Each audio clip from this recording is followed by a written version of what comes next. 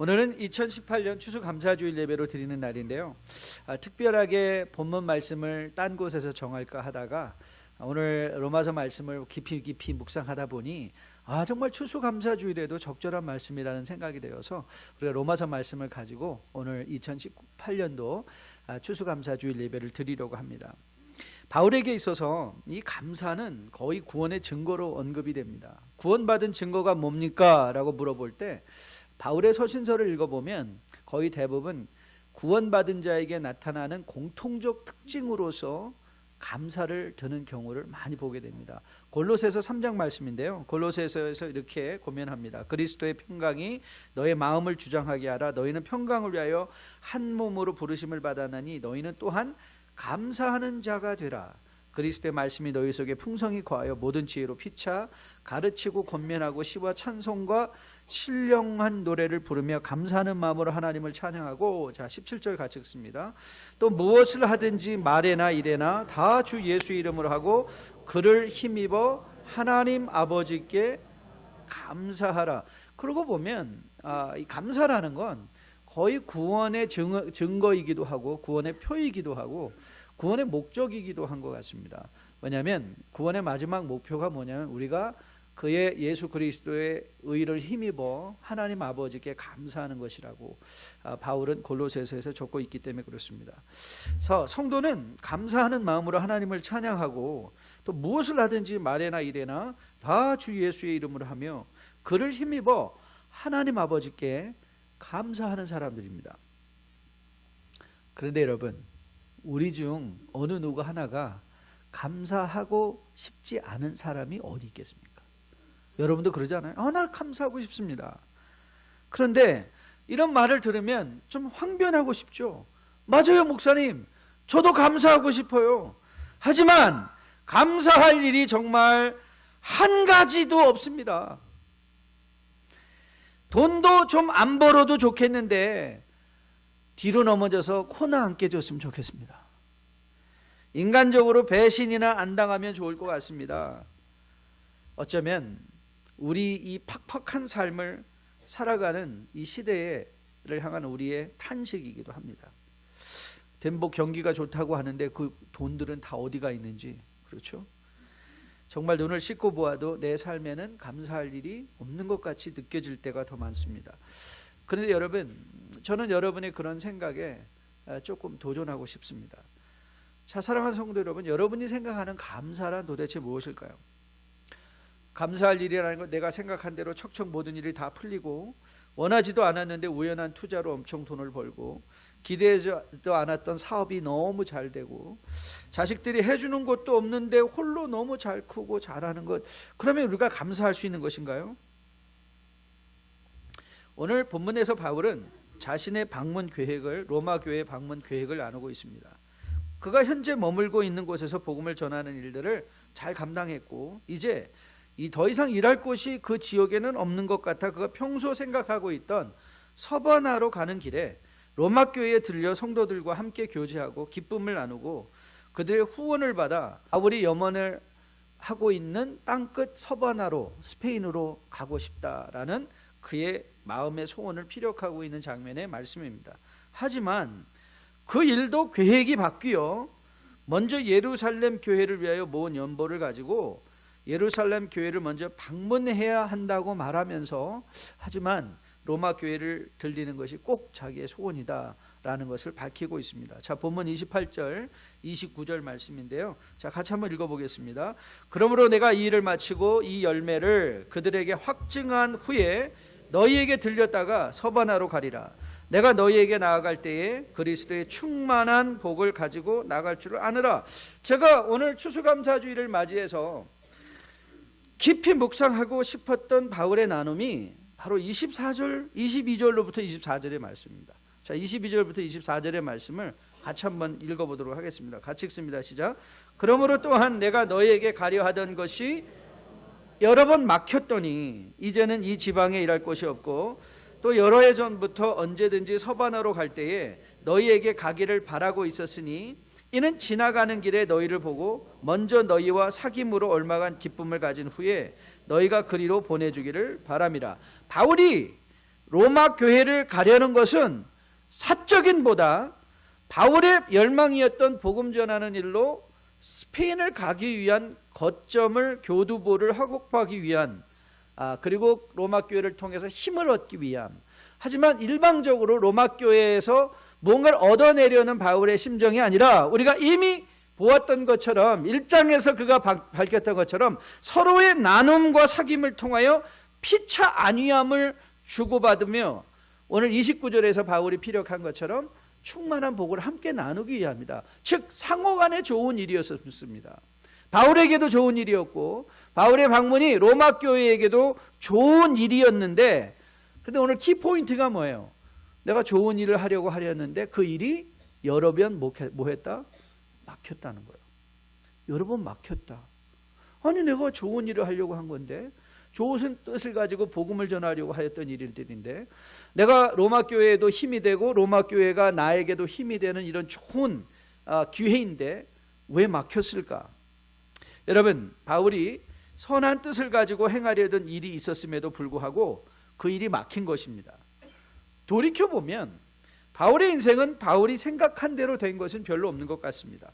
그는 바리새인 산헤드린의 멤버 공회원으로, 또 가말리엘의 제자로서, 로마의 시민으로서 세상과 인정과 존경 그리고 권력을 적당하게 누리며 살 수 있는 모든 조건을 가지고 있었던 사람입니다. 하지만 바울의 인생에 그 정점이 되는 예수를 만난 후에 그의 인생이 완전히 180도 뒤집어 변했습니다. 그런데 우리가 세상적인 눈으로 보면 바울의 인생은 완전히 나쁜 쪽으로 변한 것입니다. 이전과 비교해서 거의 나쁜 쪽입니다. 확인해 볼까요? 고린도후서 11장, 바울이 자신의 삶을 돌아보며 자기의 삶을 회고하고 있는 장면, 고린도 교회에 자기의 삶을 나누고 있는 장면의 말씀입니다. 우리 한번 같이 읽어보면서 바울의 심정으로 오늘 본문 말씀 읽어보도록 하겠습니다. 같이 읽습니다. 그들이 그리스도 일꾼이냐? 정신없는 말을 하거니와 나는 더욱 그러하도다. 내가 수고를 넘치도록 하고 옥에 갇히기도 더 많이 하고 매도 수없이 맞고 여러 번 죽을 뻔하였으니 유대인들에게 40에서 하나 감한 매를 5번 맞았으며 3번 태장으로 맞고 1번 돌로 맞고 3번 파선하고 일주야를 깊은 바다에서 지냈으며 여러 번 여행하면서 강의 위험과 강도의 위험과 동족의 위험과 이방인의 위험과 시내의 위험과 광야의 위험과 바다의 위험과 거짓 형제 중에 위험을 당하고 또 수고하며 애쓰고 여러 번 자지 못하고 줄이며 목마르고 여러 번 굶고 춥고 헐벗었노라. 이 외의 일은 고사하고 아직도 날마다 내 속에 눌리는 일이 있으니 곧 모든 교회를 위하여 염려하는 것이라. 누가 약하면 내가 약하지 아니하며 누가 실족하게 되면 내가 애타지 아니하더냐. 여러분, 평생에 한 번만 당해도, 이런 표현이 좀 어쩔지 모르겠지만 평생 한 번만 당해도 재수 없다고 할 일들, 바울에게는 늘상 겪는 일이었습니다. 40에 하나를 감한 매를 5번 맞았대요. 감옥에 수도 없이 갇히고 화선에 그 동족의 이방인의 위험 가운데 끊임없이 노출되어 있었고, 그리고 그 마음속에 교회를 향한 염려와 근심이 끊이지를 않았던 그의 삶을 살았노라고 그 고백하고 있습니다. 그런데 바울은 고면합니다. 데살로니가 전서 5장 말씀입니다. 항상 기뻐하라, 쉬지 말고 기도하라, 범사에 감사하라. 이것이 그리스도 안에서 너희를 향하신 하나님의 뜻이니라. 이런 열악한 삶의 형편을 지나면서도 바울은 끊임없이 감사를 권면하고 있습니다. 자, 오늘 본문을 앞에 두고 제가 감사와 관련되어 받기 원하는 교훈은, 가장 먼저 우리는 감사에 대한 편견을 좀 돌아보아야 됩니다. 감사에 대한 편견. 우리의 감사는 거의 대부분 반쪽짜리일 경우가 많기 때문에 그렇습니다. 우리는 감사할 만한 일을 어떻게 생각해야 하는가 하면 원하는 것에 대해 이루어지고 삶에 어려운 일이 없을 때 드리는 것이 감사라고 생각할 때가 많이 있습니다. 하지만 성경은 만일 그것만이 감사의 이유라면 성도가 세상에서 감사할 일이 그리 많지 않을 것이다, 그렇게 말합니다. 왜 그럴까요? 우리가 살고 있는 이 낀 세대의 현실 때문에 그렇습니다. 여러분, 우리가 살고 있는 이 낀 세대, already God is here but not yet consummated. Already Jesus resurrected but he will come again. 부활하신 예수 그리스도와 다시 오실 예수 그리스도의 낀 세대를 살아가는 우리의 현실이 뭐냐? 여러분에게 자주 반복하여 나누는 요한일서 3장 13절 말씀이죠. 형제들아, 세상이 너희를 미워하여도 뭐하지 말라? 이상히 여기지 말라. 너희를 미워해도 이상히 여기지 말라는 것이, 그것이 이 성경의 권면입니다. 그러면 세상은 여러분과 저가 생각하는 것처럼 중립적인 곳이 아닙니다. 일찍 일어나는 새가 꼭 지렁이를 먹는 게 아니에요. 하늘이 스스로를 돕는 자를 돕는 곳이 세상도 아닙니다.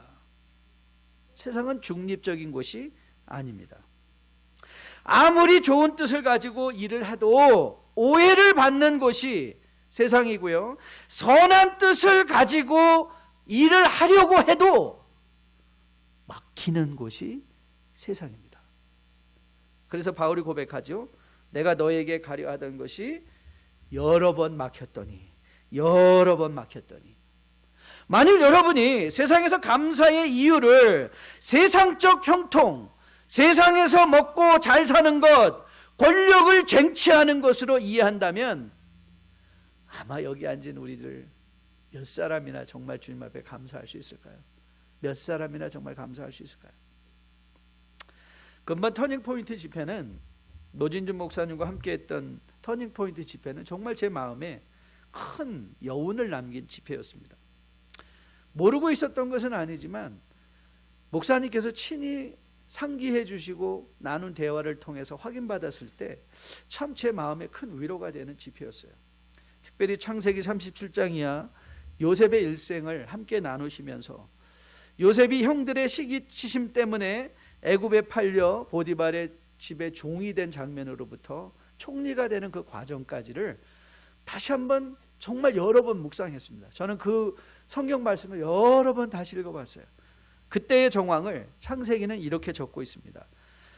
보디발의 집에 팔렸을 때예요. 여호와께서 요셉과 함께 하심으로 그가 형통한 자가 되어 그의 주인 애굽 사람의 집에 있으니 그의 주인이 여호와께서 그와 함께 하심을 보며 또 여호와께서 그의 범사에 형통하게 하심을 보았더라. 아니, 형통하게 된다면 빨리 종의 신세에서 벗어나야 되는 거 아닌가요?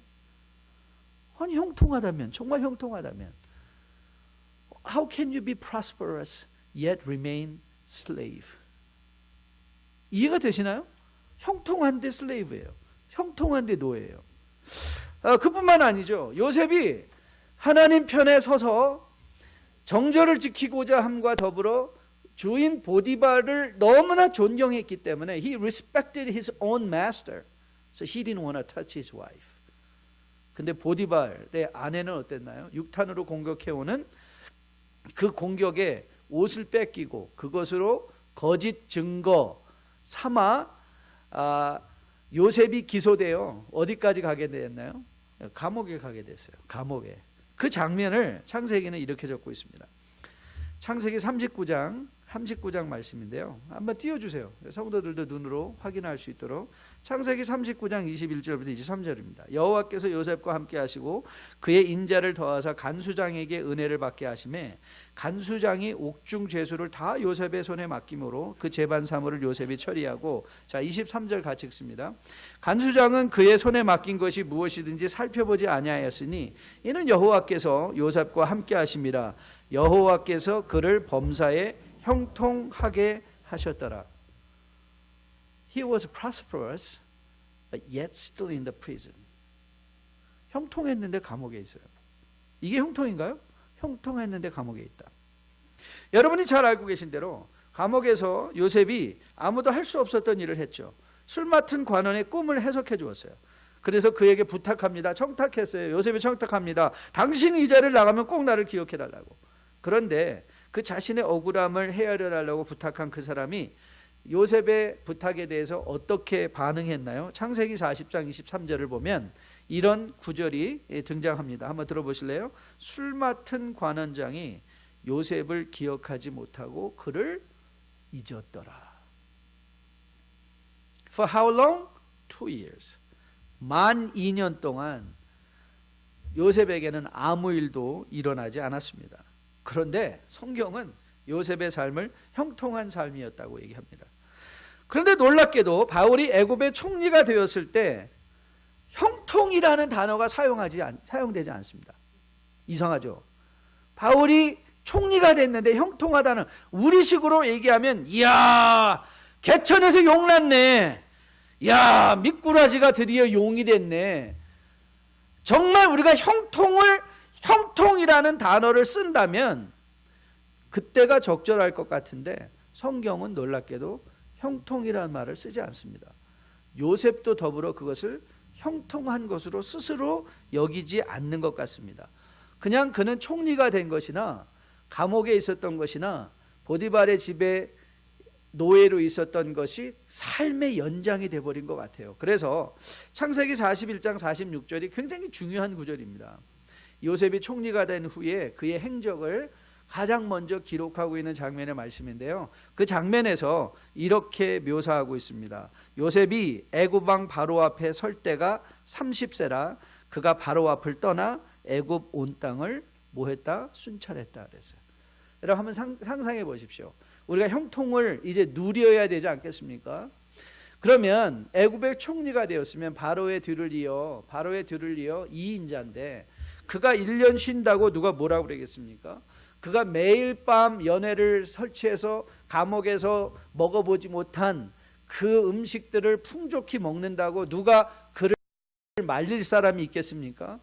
그 탓할 사람이 있겠습니까? 그가 6개월 동안 아침에 9시에 일어나서 간단한 집무만 보고 집에 가서 좀 쉬고 체력 단련 좀 하겠다. 여러분 감옥에서 빼앗긴 모든 그 권리들과 그 체력들을 회복하겠다고 하였다 한들 누가 그를 마다하겠습니까? 하지만 요셉의 이 41장 46절이 왜 중요한가 하면 그는 총리가 되어 즉시 어디로 떠났다? 왕궁을 떠나 온 애굽 땅을 돌아. 여러분 우리 어르신들이 하는 말이 하나도 틀리지 않습니다. 집 떠나면 뭐다? 고생이에요. 고생. 집 떠나면 고생입니다. 요셉이 그런데 집을 떠난 거예요. 자 여러분 이 요셉의 예를 들어서 우리가 보는 형통함이 여러분 보이십니까? 형통함의 의미가 보이십니까? The true meaning of Christian's prosperity. What is the true meaning of Christian prosperity? 그거는요 여호와께서 요셉과 함께 하셨다. 하나님의 임재예요. 하나님의 임재. 여러분이 감사해야 될 이유는 세상적인 형통함의 축복, 권력, 물질, 건강 이런 게 아니라 하나님이 오늘도 나와 함께 하시는구나. 이 하나님의 임재. 이 하나님의 임재. 여러분 기억하십니까? 주님께서 우리 이 세상을 떠나시 부활하신 후에 다시 나타나셔서 제자들에게 마지막 대사명을 주시죠. 그리고 그 마지막 대사명이 우리가 충분히 이룰 만한 일이라는 것으로 근거를 제시하는 한 가지 약속을 주십니다. 명령과 더불어 한 가지 약속. 너무 잘 아시죠? 마태복음 28장 말씀이에요. 같이 한번 읽어볼게요. 마태복음 28장 19절로부터 20절 말씀입니다. 같이 읽습니다. 시작. 그러므로 너희는 가서 모든 민족을 제자로 삼아 아버지와 아들과 성령의 이름으로 항상 세례를 베풀고 내가 너희에게 분부한 모든 것을 가르쳐 지키게 하라. 볼지어다 내가 세상 끝날까지 너희와 항상 함께 있으리라 하시니라. 이 너희가 누구라고요? 여러분과 저, 우리와 항상 뭐한다? 함께 하신다. 그럼 우리는 요셉의 경우를 보면 여러분과 저는 지금 세상에 일어나는 일과 별개로 우리는 이미 어떤 사람이에요? 형통한 사람들이에요. 아멘이 이렇게 적게 나오다니. 여러분과 저는 형통한 사람입니다. 그렇기에 우리는 바울이 권면하는 대로 항상 감사할 수 있는 사람입니다. 왜요? 하나님께서 우리에게 약속해 주셨죠. I am with you all the time. 내가 너희와 항상 함께 있으리라. 저는 오늘 여러분의 인생에 혹 많은 길이 막혀 어려움을 겪었다 할지라도 여러분과 함께 하시는 이 주님 때문에 오늘 이 주일에 여러분의 감사가 다시 한번 회복되어 있는 축복을 체험할 수 있게 되기를 주님의 이름으로 축복드립니다. 목사님, 하나님의 임재로는 우리는 결코 배부를 수 없습니다. 우리에게는 빵이 필요합니다. 그렇죠. 맞습니다. 그런데 여러분이 빵을 먹으면 행복할 수 있을까요? 여러분, 저는 가끔가다 이 동물의 왕국 이런 걸 보는 거를 굉장히 좋아하는데요. 왜냐하면 정말 동물의 왕국은 철저한 이 약육강식의 그 사회를 보여주거든요. 야, 정말 엄청나게 차갑다. 자연이라는 곳은 엄청나게 차갑다. 근데 자연이라는 곳이 엄청나게 차가우면서도요, 자연에도 이면이 있습니다. 예를 들면 자연의 모든 동물은요, 배부르면 아무 일 안 합니다. 배부르면 아무 일 안 합니다. 아무리 무서운 사자라 할지라도 일단 그가 식사 시간이 끝나고 난 후에는 옆에서 아무리 얼쩡거려도 안 잡아먹습니다. 걱정 안 하셔도 됩니다. 배부르면 일 안 합니다. 그런데 오직 인간만이 일이 위해서 밥 먹고 배불러도 또 일하는 존재가 인간이라고 합니다. 인간만이 유일하대요. 왠지 아십니까? 배부른 것이 인간을 결단코 만족시킬 수 없기 때문에 그래요. 인간의 만족은 배부름으로부터 오는 것이 아니라 삶의 의미가 충족되었을 때 주어지는 만족과 자유입니다. Satisfaction and liberation or freedom. Satisfaction and freedom. 무엇을 통해서? Finding out true meaning of life. 인생의 의미를 발견함으로 말미암아 주어지는 만족과 freedom, 자유라는 거예요. 파스칼이라는 철학자는 인간의 마음속에는 오직 창조주만이 채울 수 있는 공간이 있다고 말합니다. 우리의 마음에는, 우리는 인간의 하나님의 형상으로 지음을 받은 존재들이기에 우리의 마음의 공간 속에서는 이 세상에 지은 어떤 것으로도 채워질 수 없는 공간이 있대요. 그 공간이 우리를 늘 공허하게 하고 그 공간이 우리를 늘 부족한 마음을 느끼게 하는데 그 공간이 뭐냐? 창조주의 공간이라는 거예요. 창조주의 공간. 그런데 그 공간이 채워지지 않으면 절대 만족이 없다는 거예요. 이 공간이 채워졌을 때야 비로소, 창조주의 손길로 이 공간이 채워졌을 때야 비로소 우리는 진정한 삶의 의미를 통한 만족과 자유를 얻게 되고, 이 만족과 자유를 얻게 되면 우리에게 생기는 한 가지 능력이 있는데 삶의 유연성이 생긴다. The flexibility in life. That's the result of being satisfied with the presence of Christ. 그리스도의 임재로 말미암아 우리의 빈 마음의 공간이 창조주 그리스도로 채워짐으로 말미암아 주어지는 만족과 자유는 우리를 내가 대하는 삶의 형편에 대해서 유연하게 대처할 수 있는 유연성을 제시한대요. 여러분이 항상 중국집에 가면 갈등하죠. 짬뽕이냐 짜장이냐. 어느 날 갑자기 우리 스태프들을 위해서 장로님 한 분이 점심을 사온다는데 정하라는 거예요. 짬뽕이야 짜장이야.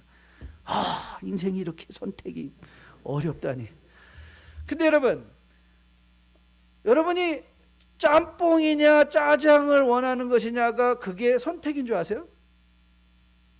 아니에요. 그거 선택 아니에요. 왜요? 그건 이미 메뉴판에 그것밖에 없어요. 유연한 게 아니에요. 짬뽕 짜장 아니라 딴 걸 먹으면 어떨까? 한식을 먹으면 어떨까? 우리의 이 유연성은요, 이미 제한된 속에서 나를 반응할 수 있는 능력이에요. 즉 다시 말하면 한 길이 막히면 다른 길로 갈 수 있는 여유예요. 여유. 사랑받는 자유로운 아들에서 애굽의 종으로 노예로 전락되었습니다. 한 길이 막혔어요. 아들로서의 평탄한 길이 막혔어요. 노예의 길이 그런데 열린 거예요.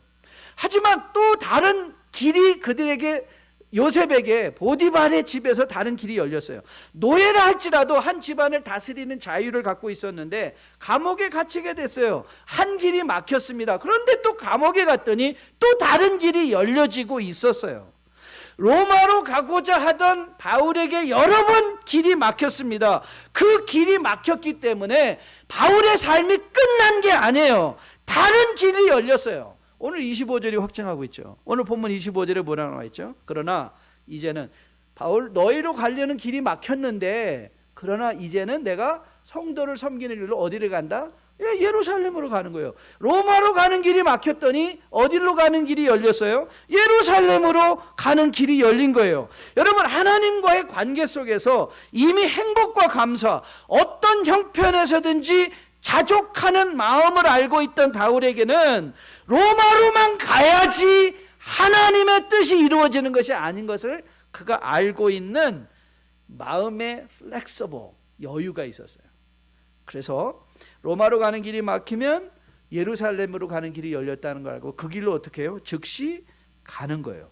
여러분, 그러고 보면 성경은 모든 것을 잃고 새로운 것을 얻었던 사람들의 이야기로 수두룩합니다. 욥이 그랬습니다. 아브라함이 그랬습니다. 야곱이 그랬습니다. 요셉이 그랬습니다. 바울이 그랬습니다. 주님이 그러셨습니다. 자기가 가는 길이 막혔을 때 하나님은 새로운 길을 열어주십니다. 이들이 성경의 거장이기 때문에 꼭 이렇다고요? 아니요. 저는요, 목회 30년에 세상적인 화려함을 다 잃어버렸는데 그 잃어버린 것으로 인하여 세상의 삶의 진정한 행복과 감사와 자기가 해야 되는 일들을 찾은 사람들을 많이 알고 있습니다. 여러분, 우리 교회에서도 관증 왔던 이지선 자매 기억하십니까? 그 아름다운 꽃다운 처녀의 모든 외모를 그 화마로 불의의 사고를 통해서 다 잊어버려서 그의 인생이 끝난 게 아니라 이제는 그런 재활센터에서 후학을 가르치는 새로운 인생의 길이 열린 것이죠. 모든 것을 나는 잃어버렸다고 생각했는데 하나님께서는 새로운 길을 열어주시는 것입니다. 저는 이것이 성도의 유연성이라고 생각해요.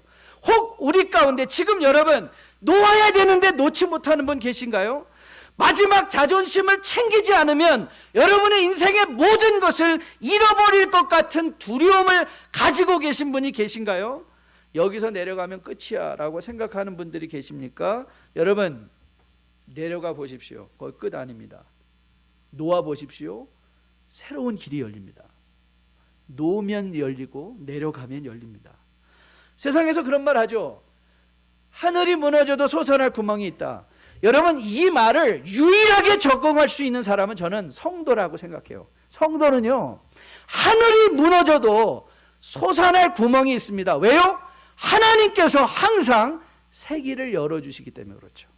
하늘이 무너져도 새 길이 열립니다. 어떻게 아냐고요? 확인시켜 달라고요? 확인시켜 드리겠습니다. 로마서 8장 35절부터 39절이에요. 우리 같이 한 목소리로 천천히 읽어보도록 하겠습니다. 같이 읽습니다. 시작. 누가 우리를 그리스도의 사랑에서 끊으리요? 환난이나 곤고나 박해나 기근이나 적신이나 위험이나 칼이랴. 기록된 바 우리가 종일 주를 위하여 죽임을 당하게 되며 도살당할 양같이 여김을 받았나이다. 함과 같으니라.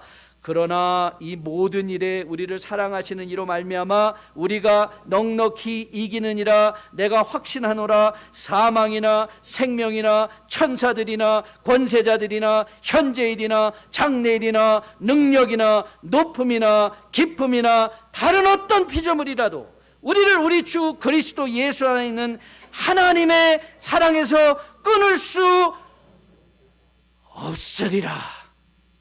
사망도 하늘이 무너지는 일이고 환난도 하늘이 무너지는 일이고 곤고도 하늘이 무너지는 일이고 박해도 기근도 적신도 하늘이 무너지는 일입니다. 그러나 솟아날 구멍 있습니다. 솟아날 구멍 있습니다. 왠 줄 아십니까? 우리가 알거니와 하나님을 사랑하는 자 그의 곧대대로 부르심을 입은 자들에게는 모든 것이 합력하여 선을 이루느니라. 그래서 성도는 상황에 유연한 사람들입니다. 이게 믿음이 하게 하는 일이에요. 믿음이 하게 하는 일은요, 극단으로부터 우리를 지켜줘요. 극단으로부터 우리를 지켜줘서 믿음은 우리로 하여금 늘 새로운 가능성을 보게 하는 거예요. 사망의 엄침한 골짜기라는 하늘이 무너지는 일, 그 상황에 들어갔는데 믿음은 우리로 하여금 그 사망의 엄침한 골짜기에서 주의 지팡이와 막대기를 보게 하는 힘이 믿음인 거예요. 믿음은 우리로 사망의 음침한 길을 걸어가는 걸 막는 것이 아니라 사망의 음침한 골짜기를 지나갈지라도 그 안에 계신 하나님의 지팡이와 막대기를 볼 수 있게 하는 힘. 그래서 사망의 음침한 골짜기에서도 솟아날 구멍이 있음을 알게 하는 거예요. 그래서 성도는 유연해요. 한 길이 막혔을 때 절망하지 않아요.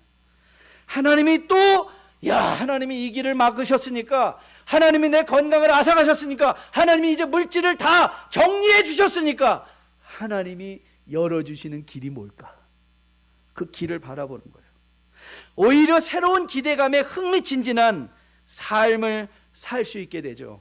저는 이 믿음으로 말미암은 삶의 유연성으로 여러분의 삶의 감사가 회복될 수 있게 되기를 주님의 이름으로 축복드립니다. 이 삶의 유연성, 이것이 여러분을 늘 감사하게 하고 행복하게 할 것입니다. 자, 정리해 볼까요? 우리는 지금 중요한 몇 가지 원리들을, 성도들의 삶의 현실을 우리가 확인했습니다. 성도의 길도 뭐한다? 막힙니다. 놀라지 마십시오. 성도도 실패한다, 안 한다? 한다. 세상에서 믿는 사람이 돈을 많이 버는가? 믿지 않는 사람이 돈을 많이 버는가? 우리 교회 수준이면 이제 정답을 알죠? 사람 나름이다. 사람 나름이다. 사람 나름인 거예요. 그렇죠? 여러분, 세상에서도 여러분 실패할 때 있습니다. 여러분 철저하게 배신당할 때 있습니다. 그건 여러분이 못나서, 여러분이 능력이 부족해서가 아닙니다. 우리가 살고 있는 낀 세대 때문에 그렇습니다. 여러분이 윤리적으로 제대로 해보고 싶어서 모든 것을 법대로 했음에도 불구하고 실패할 수 있습니다. 그때 실패했을 때 그거 억울하다고, 거기서 안 내려오고 그거 쉽게 포기하지 못하고 거기서 어기장거리면 우리는 그 실패와 함께 평생을 살게 됩니다.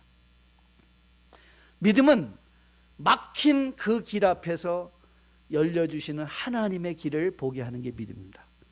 저는 수영은 못하지만 물에 빠진 사람을 구해야 될 때 바로 들어가서 구하지 말라는 것 정도는 알고 있습니다. 적당히 물을 먹고 힘을 빠졌을 때 이제 들어가서 머리끄댕이 잡고 딴 데 잡으면 안 된대요. 머리끄댕이를 잡고.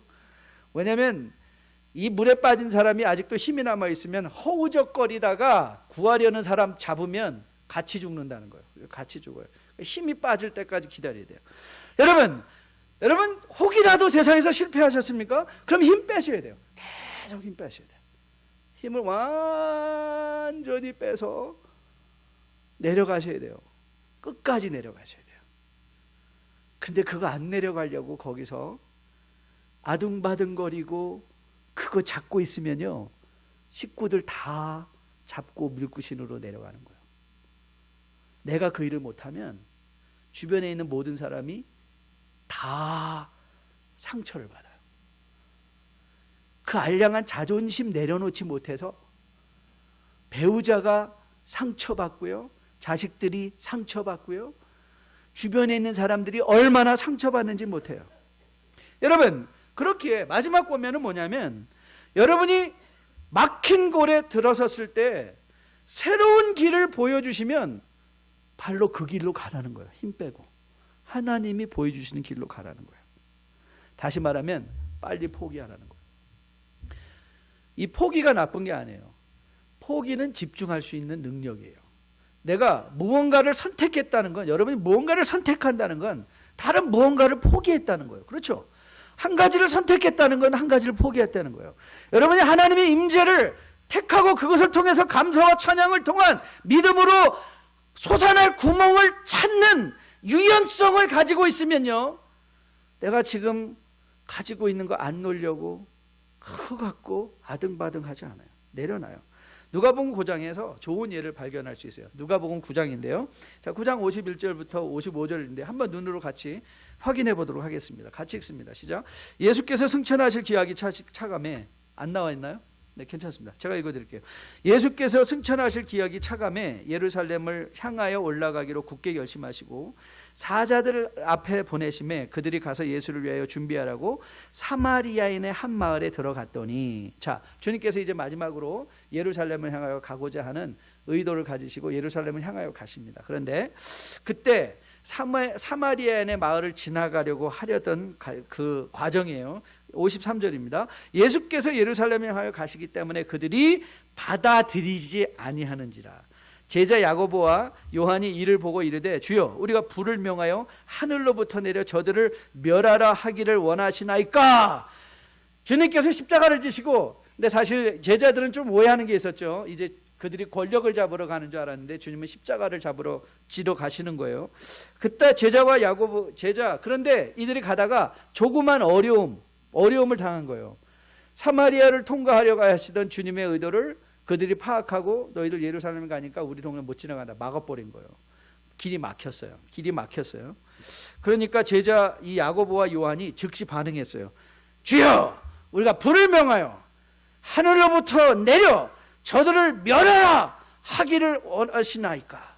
그러자 주님이 이렇게 말씀하십니다. 예수께서 돌아보시고 꾸짖으시고 그와 함께 다른 마을로 가시니라. 여러분, 주님이 예루살렘을 가시려는 것은 십자가를 지심으로 온 인류를 구원하기 위함입니다. 구속의 역사의 클라이맥스가 십자가 사건이잖아요. 그런데 그 길을 막는 사람이 있어요. 근데 그 십자가는 누구를 위해서 하시려는 거예요? 그 막는 그 죄인들을 위해서 하시려는 거예요. 그런데 야고보와 요한은 거기서 효부를 보겠다는 거예요. 이 사람 다 죽이고 그리고 예루살렘에 가자는 거예요. 말이 됩니까? 사람 살리려고 예루살렘 가시는데 거기서 다 죽여버리자는 거예요. 여러분, 우리가 막힌 길에서 그걸 가지고 연연해하고 어기적거리면 어떤 일이 생기는가? 마음이 편협해집니다. 바로 야고보와 요한의 모습이에요. 마음이 편협해져요. 큰 그림을 보지 못해요. 이 예루살렘으로 가는 큰 그림을 보지 못해요. 그래서 막힌 길 앞에서 이 분노하는 사람들의 또 하나의 특징이 뭔지 아십니까? 소심합니다. 마음이 콩알만해져요. 그래서 이거를 한국말이 너무너무 좋은 표현이 있어요. 이 편협한 사람들의 특징이 뭐냐면요, 밴댕이 소갈지라고 그러는 거예요. 이 어려운 말 아십니까? 밴댕이 소갈지를. 그래서 마음이요, 밴댕이 소갈지 같아져요.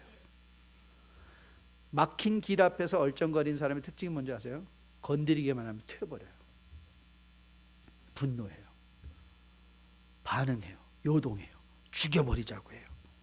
그런데 주님은요, 막힌 길 앞에서 막혔어? 딴 마을로 가자 그래요. 거기 막히면 딴 마을로 가면 돼요. 그걸 뚫고 들어갈 필요가 없어요. 여러분, 바울의 사역을 돌아보면 바울의 사역 중에 복음을 받아들이지 않고 그를 적대하는 곳이 환대하는 것보다 더 많았습니다. 그거 아시죠? 더 많았습니다. 그럴 때 바울은 자기를 적대하는 마을에서 나는 여기다 뼈를 박고 죽겠습니다. 제가 우리 선교사님들한테 절대 그 말을 하지 말라고 해요. 떠날 생각 하시지 거기 뼈 묻고 죽는다. 이 뼈를 묻고 죽겠다는 사람들이요, 이게 유연성이 없어요. 유연성이 없기 때문에 굉장히 극단적인 말을 하고 극단적인 생각을 하고 극단적인 결정을 내려요. 여러분, 바울은요, 이 마을에 이 도시에 들어가는데 거기가 막혔어요. 바울이 이런 간증을 해요. 고린도후서 11장 32절 33절 말씀인데요. 다메섹에서 아레다 왕의 고관이 나를 잡으려고 다메섹을 지켰으나 나는 광주리를 타고 들창문으로 성벽을 내려가 그 손에서 벗어나노라. 여러분 이 장면이 상상이 나십니까? 좀 믿음이 있으면 그 강력한 믿음을 갖고 믿는 사람들은 군병 같으니 그러고 나가야 될 거 아니에요? 야반도주 하고 있어요. 야반도주. 광주리를 타고 바로 사도행전 9장 사건이에요. 바울은요 절대로 막힌 길 앞에서 서성거리지 않습니다. 그는 광주리를 타고라도 열려진 길을 향해서 나갑니다. 바울의 사역 말미에 사도행전 20장에서 모든 사람이 막힌 길이라고 생각하던 예루살렘으로 바울이 가려고 합니다. 가던 길에 여러분이 잘 아시는 대로 바울이 잠시 빌립의 집에 들렸어요.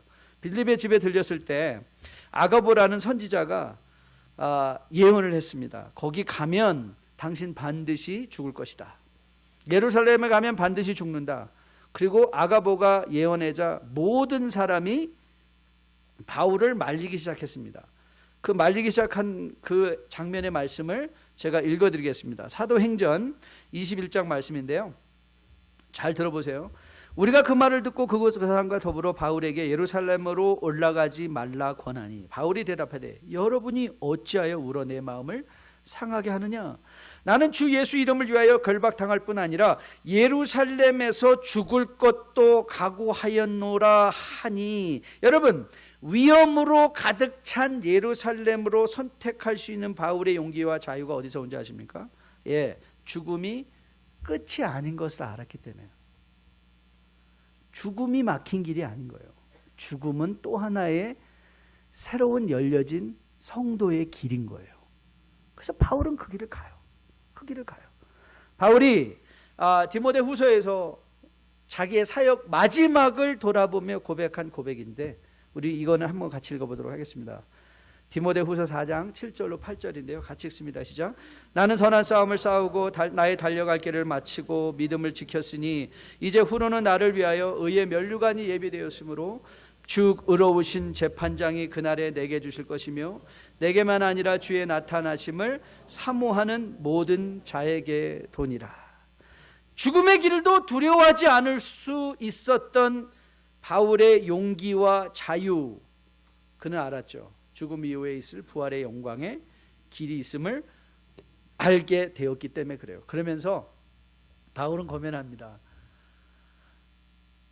죽음이라 할지라도 죽음 가운데 솟아날 구멍이 있습니다. 그게 성도의 영광입니다. 그 말을 해요. 아니 죽을 일에도 솟아날 구멍이 있는데 하물며 여러분의 매일의 삶에 일어나는 일들이겠습니까? 성도 여러분, 솟아날 구멍이 있습니다. 막히셨습니까? 실패하셨습니까? 주저하지 마시고 하나님이 열어주시는 새 길을 보십시오. 바울이 권면하죠. 내게만 아니라 주의 나타나심을 사모하는 모든 자에게도 이걸 주신다. 이것이 감사의 능력입니다. 제가 고등학교 때 예수님을 믿을 기회가 있었지만 저로 하여금 예수님을 믿지 못하게 했던 것은 억울함이었습니다. 전 너무 억울했어요. 어린 마음에도 공평하신 세상에서 모든 것이 막혀버린 이 티네이지 때 나는 아무 가능성도 없고 이 세상에서 나는 기댈 때도 아무것도 없고 나는 줄도 없고 연주 없고 재산도 없고 나는 아무것도 없고 머리도 안 좋고 모든 것이 막혀버린 상황 속에서 억울한 마음을 가지게 되니까 생긴 것은 세상에 향한 분노입니다. 세상에 향한 분노밖에 안 생기더라고요. 하나님의 일방적인 은혜로 예수님을 믿고 열린 신세계는 사실 제 상황이 그렇게 변하지 않은 것 같습니다. 그때도 세상적인 형편과 상황은 다 막혀버린 것 같았어요. 하지만 그때 믿음으로 말미암아 저에 생긴 것은 유연성이었습니다. 아, 그렇지. 하나님이 이 길 막히시면 딴 길 열어주시겠지. 그러니까 분노할 필요가 없어요. 사망의 음침한 골짜기에서 주의 지팡이와 막대기가 보이니까 사망의 음침한 골짜기도 걸어갈 만한 길이 되는 것이죠. 저는 이 감사주일에 뉴라이프 복된 성도님들을 격려하고 도전하고 싶습니다. 요즘 모든 상황이 너무 좋으십니까? 승승장구하시는 중에 있으신가요? 여러분, 저는 여러분이 세상의 성공에 안주하지 않고 그 성공을 통해서 하나님께서 주시고자 하는 말씀을 들을 수 있는 여러분 되시기를 주님의 이름으로 축복드립니다. 여러분, 여러분의 인생의 성공은 사명과 꼭 연결이 되어 있습니다. 하나님이 나에게 왜 이런 물질적인, 왜 이런 건강을, 왜 이런 이 학업에 축복을 주시는가? 그러면 꼭 하나님은 이 일을 통해서 나와 함께 무엇을 하기 원하시는가? 소명을 생각해 보십시오. 사랑하는 성도 여러분, 혹 막힌 길 앞에 서 계신 분들 계십니까? 하늘이 무너진 것 같습니까? 이제 눈을 들어 산을 보십시오. 그리고 기억하십시오. 천지를 지으신 그 하나님 아버지, 여러분과 저가 아직 죄인 되었을 때라도 아들을 십자가에 달려 죽게 하신 하나님의 사랑, 모든 것을 합력하여 선을 이루어 가신 하나님을 기대하는 가운데 새로운 용기와 기쁨, 감사로 마음을 가득 채우시고 또 한 주간의 삶을 주님과 동행하며 살아낼 수 있는 여러분과 저 우리 모두 될 수 있기를 이 감사주일에 주님의 이름으로 축복드립니다. 우리 다 함께 일어나서 찬양하려고 하는데요. 아무것도 두려워 말라, 주 나의 하나님이 지켜주시네. 놀라지 마라, 겁내지 마라, 주님 나를 지켜주시네. 혹 여러분 이 찬양을 기억하시고요, 막힌 길 앞에서 그거 놓고 싶지 않아서, 그 자존심 놓고 싶지 않아서, 혹이라도 그 뭔가 좀 건져보고 싶어서 주저하고 그 앞에서 얼쩡거리고 계신 분이 계셨다면 이제 오늘 이 예배를 통해서 내려놓을 거 다 자유롭게 내려놓으시고 여러분의 마음에 기쁨, 감사 회복해서 오늘 닭고기 맛있게 먹고 또 우리 가을 음악회 기쁘게 참여하고 또 한 주간 감사주일을 맞이해서 주님과 동행하며 기쁨으로 살아낼 수 있는 우리 모두 되기를 주님의 이름으로 축복드립니다. 아무것도 두려워 말라, 주 나의 하나님이 지켜주시네. 놀라지 말라, 겁내지 말라, 주님 나를 지켜주시네. 아무것도 두려워 말라, 아무것도 두려워 말라, 주 나의 하나님이 지켜주시네. 놀라지 말라, 겁내지 마라, 주님 나를 지켜주시네. 내 맘이 힘에 겨워 지칠지라도 주님 나를 지켜주시네. 세상에 험한 풍파 몰아칠 때도 주님 나를 지켜주시네. 주님은 나의 산소, 주님은 나의 요새,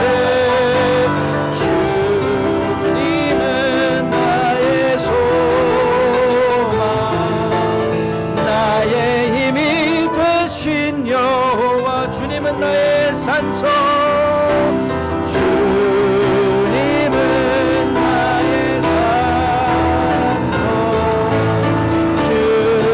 주님은 나의 요새, 주님은 나의 소망, 나의 힘이 되신 여호와, 나의 힘이 되신 여호와.